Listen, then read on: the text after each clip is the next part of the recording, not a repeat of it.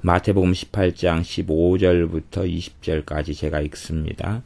내 형제가 죄를 범하거든 가서 너와 그 사람과만 상대하여 권고하라. 만일 들으면 내가 내 형제를 얻은 것이요.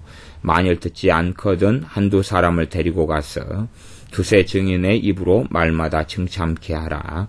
만일 그들의 말도 듣지 않거든 교회에 말하고 교회의 말도 듣지 않거든 이방인과 세리와 같이 여기라.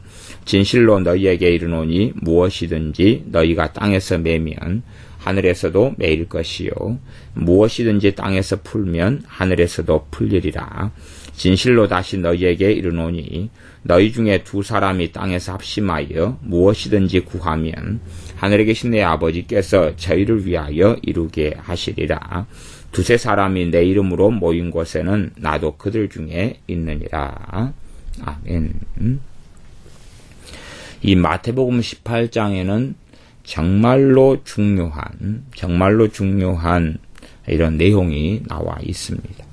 18장 15절부터 20절까지가 놀라운 진리가 들어 있습니다. 물론 많은 사람들이 생각하지 않고 살아가는 영역이고 부분이라는 것이 좀 문제가 됩니다. 18절에 보면 진실로 너희에게 이르노니 무엇이든지 너희가 땅에서 매면 하늘에서도 매인다. 무엇이니 땅에서 풀면 하늘에서도 풀린다. 사람들은 어떻게 생각하냐? 그러면 하늘에서 풀어주면 땅에서 풀리고 하늘에서 묶으면 땅에서 묶인다고 생각하는데 주님께서는 너희가 땅에서 풀고 그러면 하늘에서 풀리고 땅에서 묶고 매면 땅에서 묶으면 하늘에서 묶인다 그렇게 말씀하는 겁니다. 이 말씀이 어디와 관련되냐 그러면 18장 15절에서 17절과 연결되는 것입니다. 그래서 내 형제가 죄를 범하거든 가서 너와 그 사람과만 상대하여 권고하라. 죄를 범하거든 어떤 죄냐 그러면 일반적으로는 내 형제가 너에게 죄를 범하거든 이런 것이 기본적으로 좀 담겨 있는 것으로 이해하고 해석할 수가 있습니다. 어떤 형제가 나한테 지금 어떤 죄를 범했습니다. 그래서 그 부분에 있어서 너와 그 사람과만 상대하여 권고하라 그것입니다. 물론 여기에서 공적인 죄에 대한 부분도 말할 수도 있을지 모르겠습니다. 그런데 이제 그런 문제들로 들어가면 좀 더 복잡해집니다.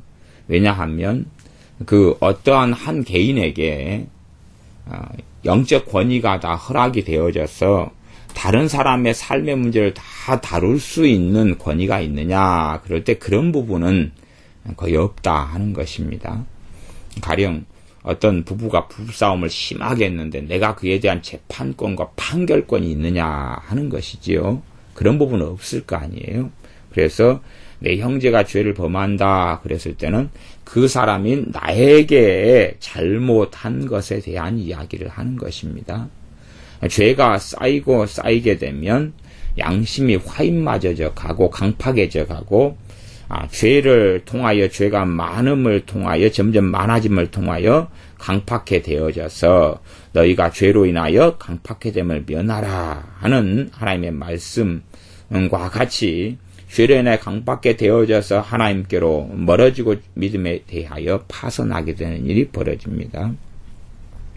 그래서 잘못한 이 죄를 범하게 되거든 가서 너와 그 사람과만 상대하여 권고하라. 순서가 이렇게 나와 있어요. 그러니까 어떤 사람에게 상해를 당하거나 피해를 당하거나 문제를 당하면 그 사람은 그걸 못 참고 가족에게나 다른 사람들에게 이걸 발설하고 말을 해버린다. 그런 부분에는 문제가 생깁니다. 어떤 일을 겪은 다음에 안 좋은 일을 겪고 이게 불의한 일을 겪고 나면 반드시 주님의 이에 대한 처리의 순서가 있어요. 처리의 순서가 있습니다. 이것을 지키는 것이 옳고 온당합니다. 물론 현 시대의 교회에서는 사실은 이 주님의 말씀이 사장되고 무시되고 잊혀져 버린 말씀이 됩니다. 물론 이것이 이제 개인적인 잘못이 아니고 공적인 잘못이 되어버린 경우는 이 순서를 따르지 않습니다. 그래서 사도 베드로 사도 같은 경우가 갈라디아 교회들에서 바나바 사도하고 지금 공적으로 잘못을 지은 일이 있었어요.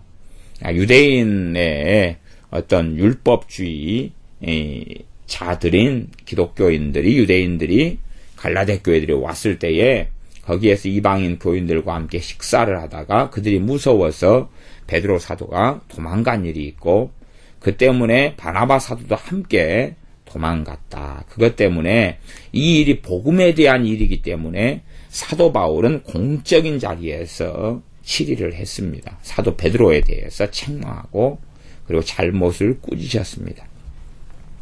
그렇기 때문에 공적인 잘못에 대한 부분은 사적인 면에서 처리될 영역이 아니게 됩니다. 왜? 공적인 것은 여러 사람들에 대한 잘못이 걸려있는 문제가 되기 때문에 1대1의 문제가 되는 게 아니에요. 그래서 제가 이 공적인 문제의 상황이 아니다, 그렇게 이야기한 겁니다.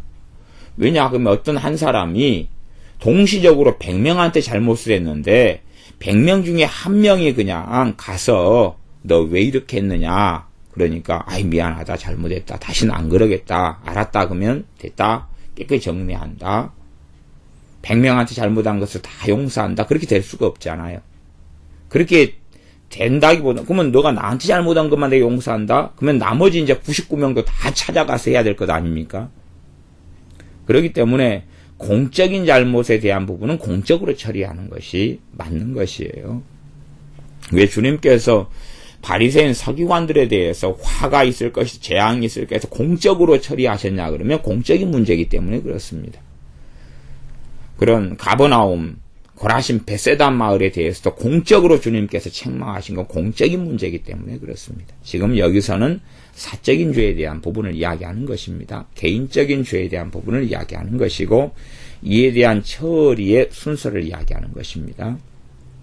그래서 공동번역 성경 같은 경우는 어떻게 번역하냐 그러면 내 형제가 너에게 잘못한 일이 있거든, 이렇게 번역을 해요. 그러니까 그런 번역이 이 부분에 있어서는 의미를 좀 더 밝혀주는 괜찮은 번역이 된다, 이렇게 참고할 수 있습니다. 내 형제가 죄를 범하거든, 누구한테요? 우리 자신한테 죄를 범하면 너와 그 사람 둘이, 단둘이만 상대해서 권고해라 하는 거예요. 단둘이만 상대해서 권고해라. 만일 그것을 들으면, 그래서 권고해서 잘못을 깨닫고 뉘우치고 회개하고, 그렇게 하면 내가 내 형제를 얻는 것이다. 내가 내 형제를 얻는 것이다. 단지 1대1의 관계에서 얻는 부분을 이야기하는 게 아니고 하나님 앞에서 얻는 걸 이야기하는 것입니다. 왜요? 이것이 지금 땅에서 푸는 것이기 때문에 그렇습니다. 이 형제가 잘못을 범한 다음에 내가 잘못했노라, 내가 정말로 이 부분에 잘못했노라 라고 깨닫고 뉘우치고 회개하고 하나님께도 회개한다면 이 사람과 하나님과 묶인 것이 풀려나게 되는 것입니다.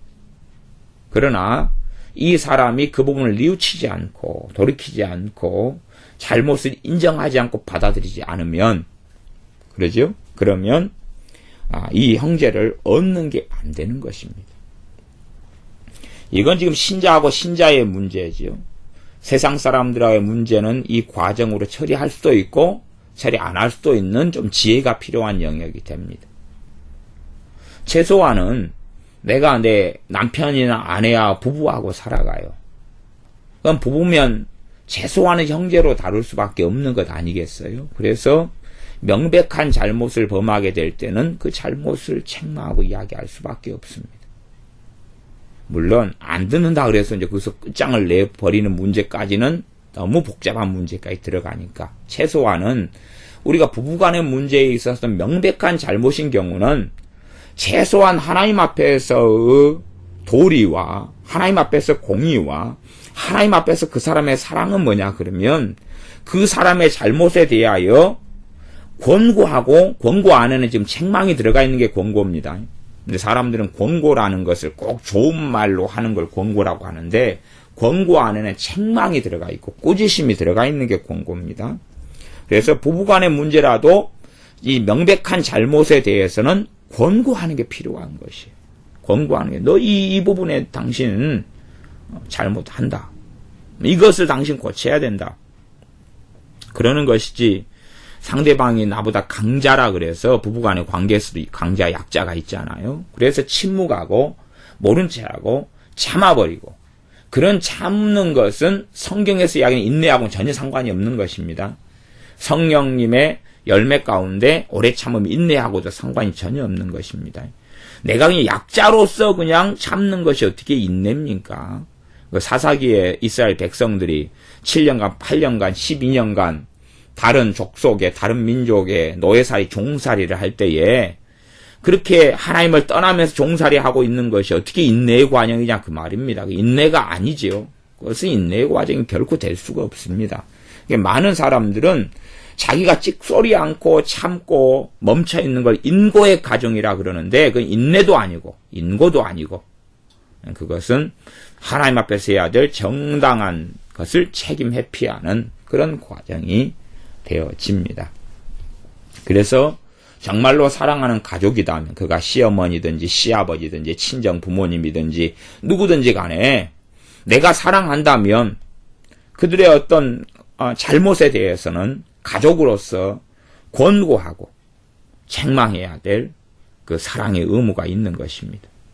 잠언에서도 자녀를 책망하지 않고 초달하지 않는 부모는 자녀를 사랑하는 게 아니고 미워하는 것이다 라고 하나님께서 명백하게 말씀하셨습니다. 그래서 입으로만 사랑 해야 되는 게 아니라 요한 사도는 행함과 진실함으로 하라 그렇게 말씀합니다. 혀로만 말로만 입으로만 혀로만 사랑하지 말고 행함과 진실함으로 하라.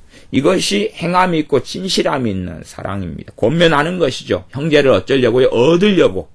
하나님 앞에서 형제의 생명을 형제를 얻으려고 죄로 인하여 강팍하게 되어서 믿음에 파선하지 않도록 얻으려고 가서 권면하는 것입니다. 이게 최고의 사랑에 속하는 것이. 그렇기 때문에 레위기 말씀에도 내 이웃을 내 몸처럼 사랑하라. 그 말씀 앞에가 내 이웃을 인하여 죄를 당치 않도록 반드시 책선하라. 책망하고 꾸짖으라. 이웃의 죄에 대하여 그렇게 말씀하고 있는 것입니다.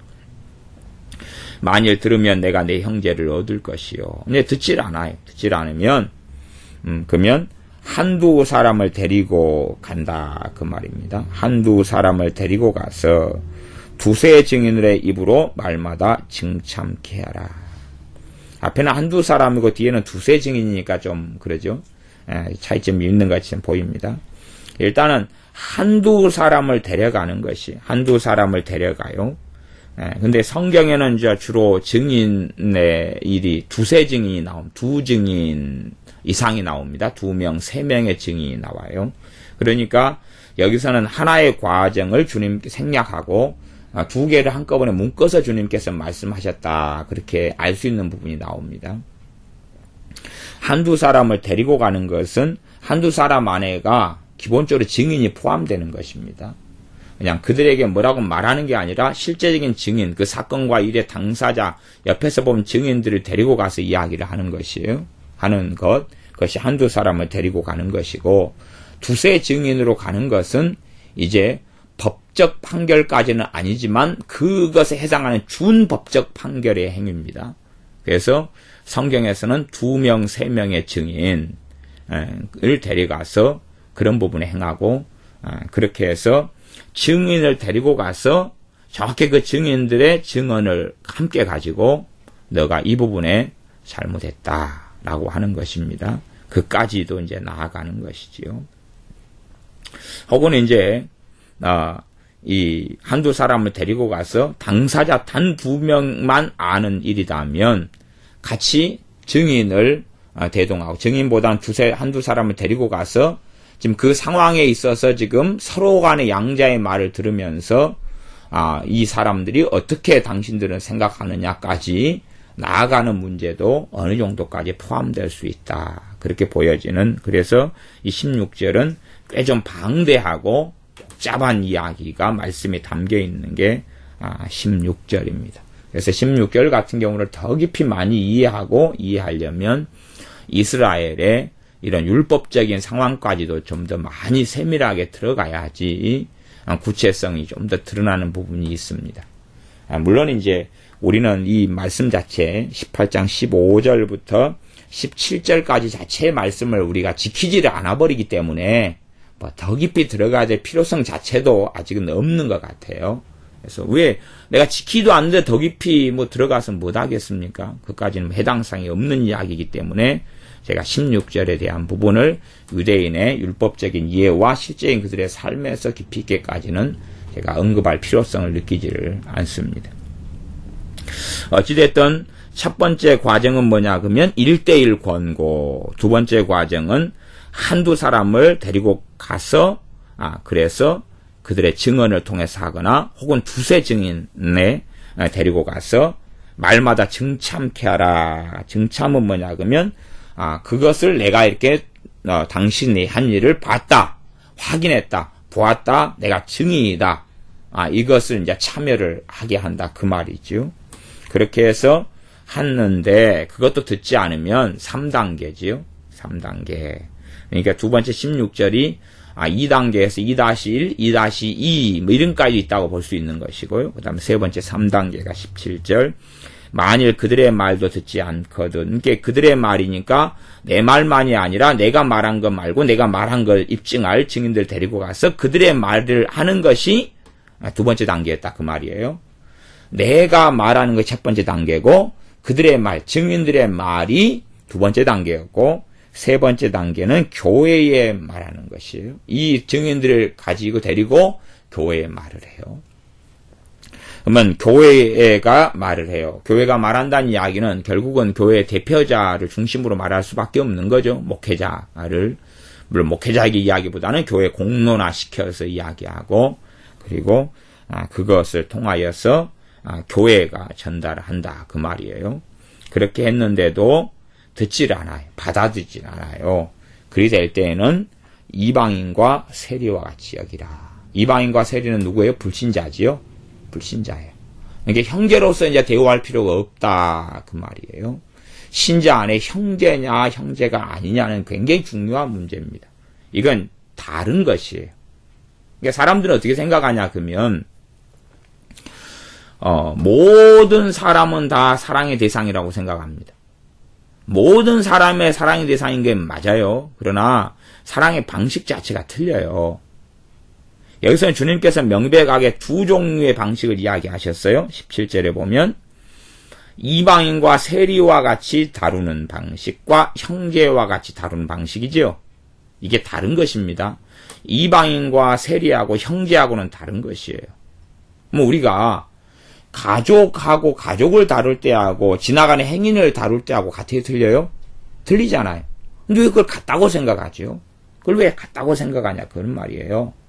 아주 다른 것입니다. 이게 지금 세상에서 일반적으로 이야기하는 사회 정의네 뭐네 하는 이야기는 성경하고 굉장히 다른 이야기가 됩니다. 많은 각도에서 다른 이야기입니다. 지금 형제하고 대화하는 것, 형제를 대하는 것과 이방인과 세리를 대하는 것 다른 것입니다. 불신자를 대하는 것하고 형제를 대하는 것 다른 것이에요. 함께 먹는 게 틀리고 차 마시는 게 틀리고 대화하는 게 틀리고 사는 게 틀리다 그 말이에요. 그래서 이방인과 세리를 대할 때의 어떤 사랑의 방식과 행동의 방식하고 형제를 대할 때하고는 다른 것입니다. 그게 어째 같다고만 말이 되겠어요? 어떻게 같습니까? 내 자식을 어떻게 하는 것 같고 남의 자식을 어떻게 하는 것은 같을 수가 없어요. 이게 같을 수가 없어요. 유사한 부분, 비슷한 부분은 간혹 생기지만 본질적으로 같을 수가 없는 것이에요. 다른 거다 그 말이에요. 그것처럼 신자와 신자, 주님 안에서 한 형제하고 만나고 다루는 것하고 불신자하고는 다른 것이에요. 같을 수 자체가 없습니다. 그것은 이 신약 성경에서나 혹은 바울 서신들에서 명백하게 많이 드러나 있는 이야기입니다. 구약 성경 같은 경우는 너희가 노예로 종으로 어떤 사람을 삼아도 유대인 신자, 유대인 형제들, 하나님의 백성이 유대인들은 노예로 종으로 삼아서는 안 된다. 노예 제도를 인정하면서도 그렇게 말씀하는 게 율법입니다. 그래서 이제 교회가 말해도 안 들으면 이방인과 세리와 같이 여기라. 그런 것입니다.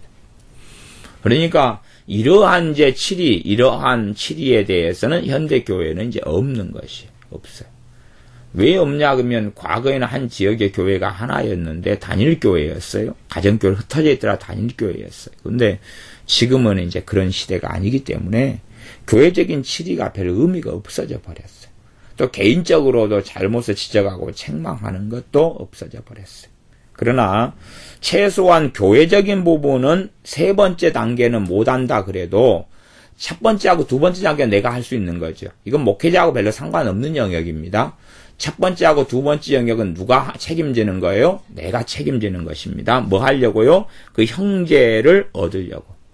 그래서 얻는다는 건 내가 친한 사이로 지내느냐 안 친한 사이로 지내느냐 이야기를 하는 게 아니고 그 형제의 영혼의 생명에 대한 이야기를 하고 있는 것이고 하나님 앞에서 하는 이야기를 하고 있는 것입니다. 그러기 때문에 이 이야기가 중요한 이야기다 그 말이에요. 이것과 연결되는 것이 땅에서 메고 하늘에서 메고 땅에서 풀고 하늘에서 푸는 것에 대한 이야기입니다. 봐보세요. 내 자녀가 있다. 그럼 내 자녀를 틀린 걸 바르게 수정하고 고쳐요. 책망해서. 그러면 어디에서 풀려요? 하늘에서 풀리는 것이에요. 근데 내가 땅에서 풀지도 않고 하늘에서 풀리기를 바라면 그게 정신 나간 일이 아니겠느냐 그 말인 것이. 여기 그 이야기거든요. 그 이야기예요. 그래서 이 본문의 맥락이 15절부터 20절까지가 한 문맥이에요. 15절부터 17절까지가 1단계, 2단계, 3단계로 끊어지고 18절에 땅에서 메고 하늘에서 메이고 땅에서 풀고 하늘에서 풀고 땅에서 합심하여 기도하고 하나님 응답해주고가 다른 문맥이 아니고요. 왜 다른 문맥이 아니냐 그러면 21절에 이 말씀을 듣는 베드로 사도가 그때에 베드로가 나와 가로되 주여 형제가 내게 죄를 범하 몇 번이나 용서하여 주리이까. 그 용서 이야기가 나오지요. 맥락이 지금 죄를 범한 다음에 용서하기 위해서는 권고를 하는 거죠. 가서 책망하는 거죠. 책망을 받아들이니까 뭘 했어요? 용서를 하는 거예요. 이게 용서는 두 가지 용서가 있는 것이죠. 한 가지 용서는 그 사람이 죄를 뉘우치냐 뉘우치지 않냐 상관없이 내가 하나님 앞에서 내가 하는 용서예요. 내가 하나님 앞에서 용서를 하면 로마서 12장 말씀에 그 사람에게 뭐가 임해요? 하나님의 진노가 임해요. 왜? 원수 갚는 것이 내게 있으니 내가 갚으리라. 신구약 성경 내내 있는 말씀이에요. 그러니까 하나님 앞에서 범죄한 것은 하나님 반드시 갚으시는 거예요. 내가 어떤 사람을 용서한다 그래서 하나님이 그 사람을 용서하는 게 절대 아닙니다. 그건 해당 사항이 없느냐. 그건 하나님의 권한과 하나님의 공의의 역사에 내가 침해할 수가 없는 것이에요. 하나님이 하실 일은 하나님의 영역, 내가 할 일은 내 영역에 불과한 것입니다. 내가 누구를 용서한다 해서 하나님의 용서가 되는 게 아니에요. 주님께서는 저들의 죄를 저들에게 돌리지 마옵소서 그렇게 말씀하셔도 그건 주님께서 하실 영역이었고 주님이 십자가에 못 박은 그 죄로 인하여 하나님의 심판과 진노가 임한 것은 하나님의 영역이다 그 말입니다. 그래서 이 용서의 부분은 그런 부분이 하나가 있고 내가 해야 될 영역 그 다음 내가 용서하기 때문에 하나님의 진노가 임하는 것이 그것이 기본적인 것이고 두 번째는 내가 그 형제라고 생각하고 내가 그를 사랑하기 때문에 하나님의 진노가 임하지 않게 하기 위하여서는 그가 회개하는 게 필요하지요. 그가 죄를 깨닫고 사죄하고 용서를 빌고 회개하는 게 필요해요. 그래서 내가 진짜 그 영혼을 사랑하기 때문에 그래서 그 영혼에게 가는 것이에요. 이게 사랑에는 방식이 다 다릅니다. 이게요. 다 같은 동일한 사랑이 적용되는 게 아니에요. 이 로마서 12장 같은 경우는 내 원수가 줄이거든 먹이고 목마르든 마시우라. 구약성경에도 그렇습니다. 그러므로 그 원수의 머리에 숯불을 쌓아 놓으리라. 원수 갚는 것이 내게 있으니 내가 갚으리라. 그렇기 때문에 원수에 대해서는 어떻게 행합니까? 용서해 주는 거예요. 그러므로 하나님의 뭐가 임해버려요? 진노가 임하게 하는 것이에요. 그것이 로마서 12장이에요. 구약성경이기도 하고. 또 다른 하나의 방식은 형제이기 때문에 하나님의 진노가 임하지 않게 하기 위하여 그에게 뭐가 필요한 거예요? 회개가 필요한 거죠. 그렇기 때문에 1대1로 가서 내가 사랑하기 때문에 권고하고 권면하는 것이. 그래서 이 형제가 회개를 해요. 용서를 빌고 잘못을 사죄하고 하나님 앞에 회개해요. 그때 하나님의 진노가 그때는 아님하는 이야기인 것이. 그러니까 두 개가 지금 다른 이야기입니다. 다른 이야기. 형제가 하루에 7번씩 와서 내가 잘못했노라. 그래도 용서해주라. 그 이야기가 이제 21절부터 해가지고 22절에 나와 있는 거예요. 그래서 예수님께서 가라사대 너에게 이르노니 7번뿐 아니라 70번씩 7번이라도 용서해주라. 이것은 이들이 직접 와가지고 용서를 빌 때의 이야기입니다. 그때 이야기예요. 그러니까 이건 다른 경우에 대한 이야기를 하고 있는 것입니다. 그러지 나한테 내 가족이든 누구든지 간에 하나님 앞에서 잘못된 일을 행한 다음에 내가 용서해줘요. 하나님의 용서는 그다음 상관이 없다 하는 것입니다. 오히려 내가 용서해줄 때 하나님의 진노와 징계와 심판이 임하게 되는 것이. 그건 예외가 없는 것입니다. 심지어 내 사랑하는 자녀라 할지라도 예외가 없습니다.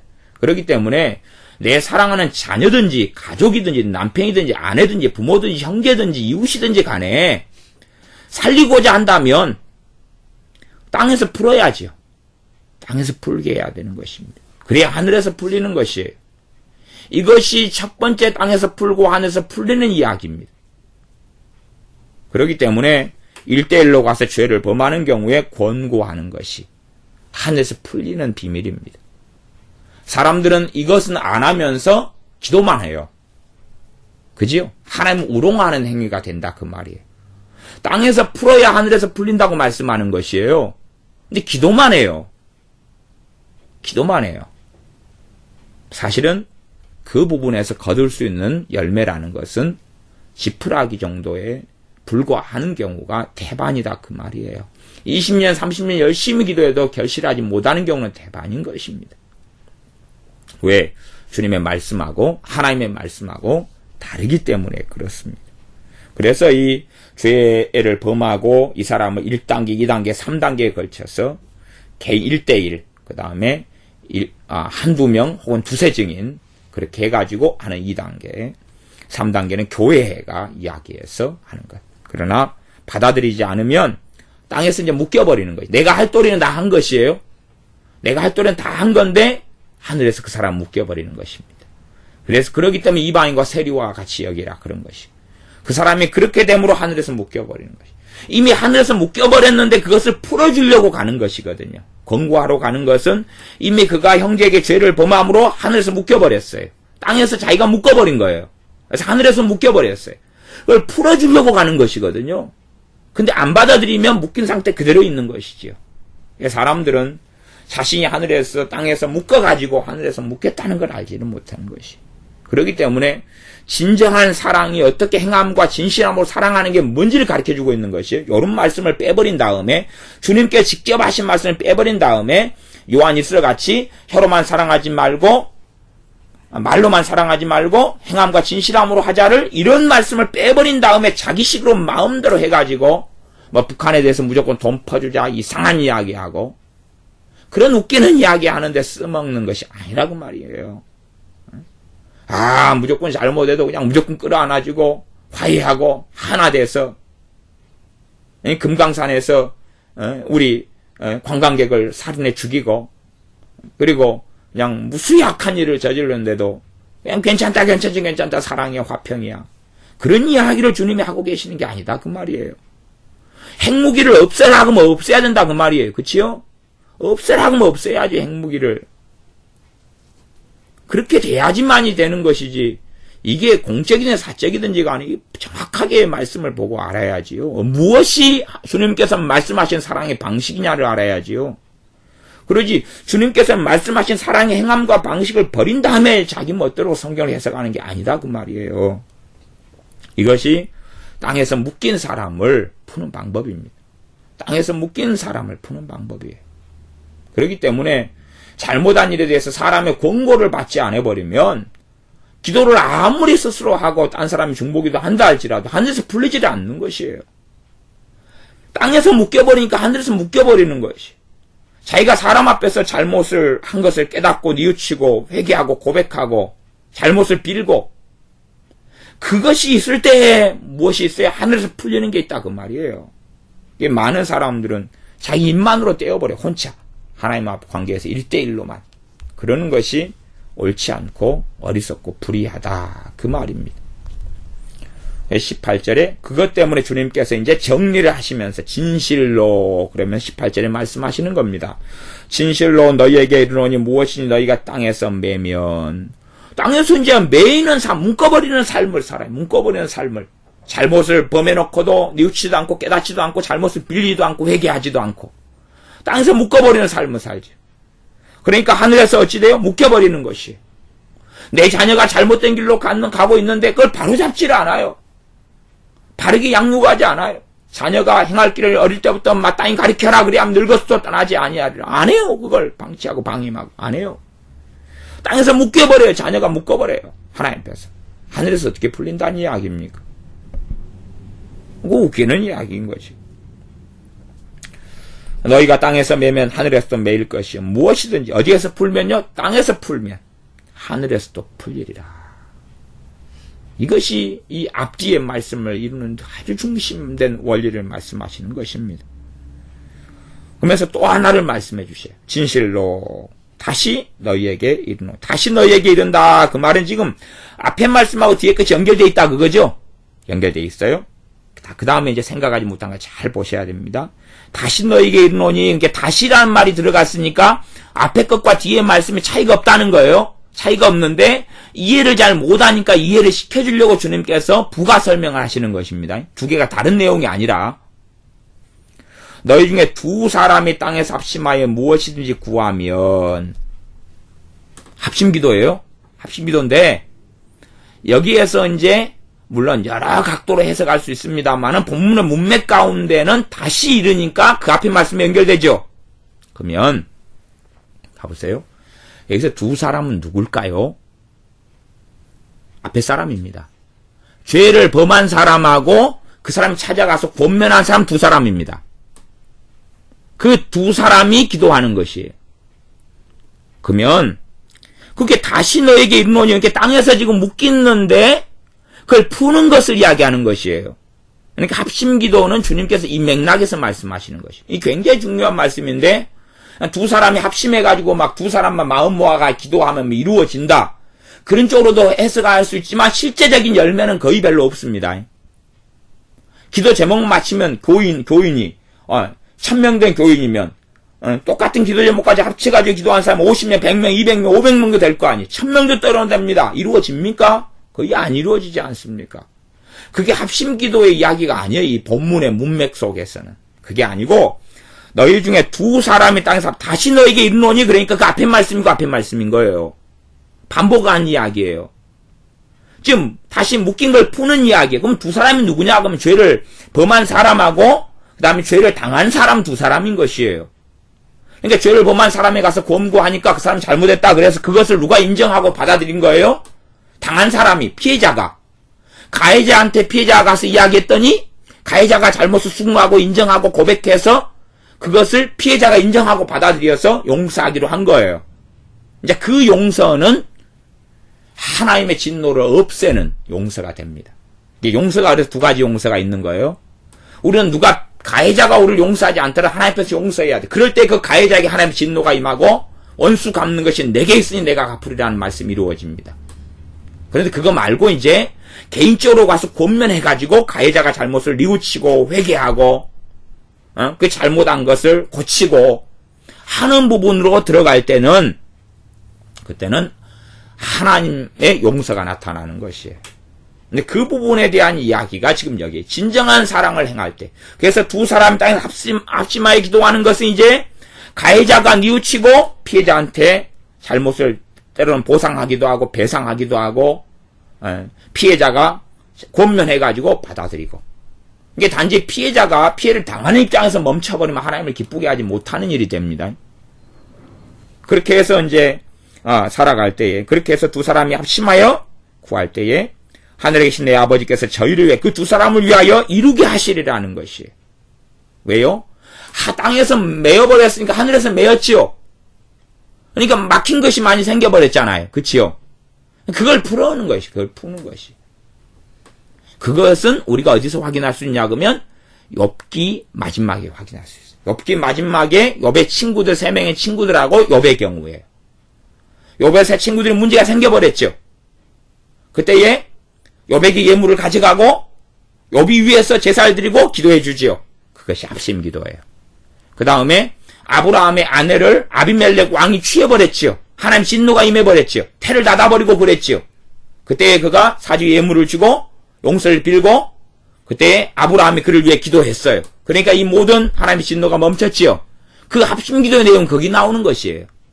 사람들이 마음대로 갖다 쓰는 게 아닙니다. 두세 사람이 내 이름으로 모인 곳에 나도 그들 중에 있느니라.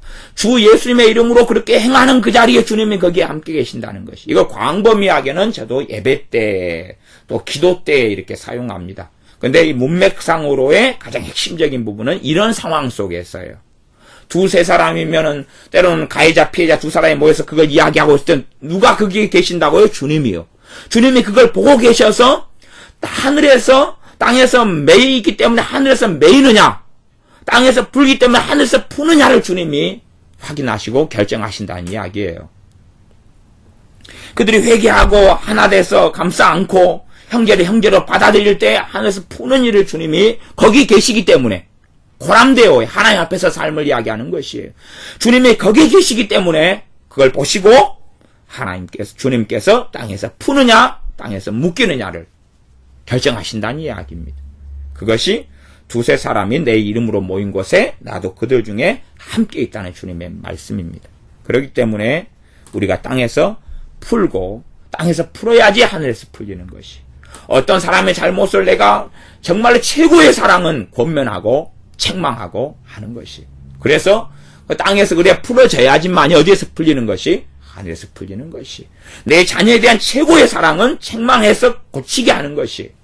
때는 초달이 필요하면 초달해서 고치게 하는 것이. 그래야지 어디서 풀립니까? 하늘에서 풀리는 것이. 하나님과 관계가 풀리고 열리는 것이고 삶의 문제가 풀리고 열리는 것입니다. 그렇기 때문에 이 마태복음 18장 15절부터 20절까지 굉장히 중요한 말씀입니다. 물론 그 다음에도 중요하고 그 앞에도 중요하지만 이거는 현대교회가 잘 지키지 못하지만 우리가 지킬 수 있는 영역까지는 있어요. 1단계, 2단계 교회 문제를 떠나서. 그까지는 우리가 지킬 수 있는 것이. 교회까지는 그렇게 잘 안 되는 경우가 너무 많으니까. 교회는 원체 좀 세속화가 많이 돼버렸고 이런 치리가 징계가 이루어지지 않는 교회가 현대교회가 돼버렸어요. 그렇기 때문에 이건 너무 어렵게 됐지만 1단계, 2단계까지는 우리가 가능하고 최소한 1단계까지는 또 가능할 수 있어요. 1단계까지. 그치요? 내가 권면할 수 있어요. 연결을 얻을 수도 있고 얻지 못할 수도 있어요. 기도하겠습니다. 아버지 하나님, 땅에서 매이는 것이 무엇인지, 그래서 그 결과로 하늘에서 매이고 땅에서 푸는 결과로 하늘에서 풀리는 것이 무엇인지 깊이 있게 우리로 하여금 깨닫게 하여 주시옵소서.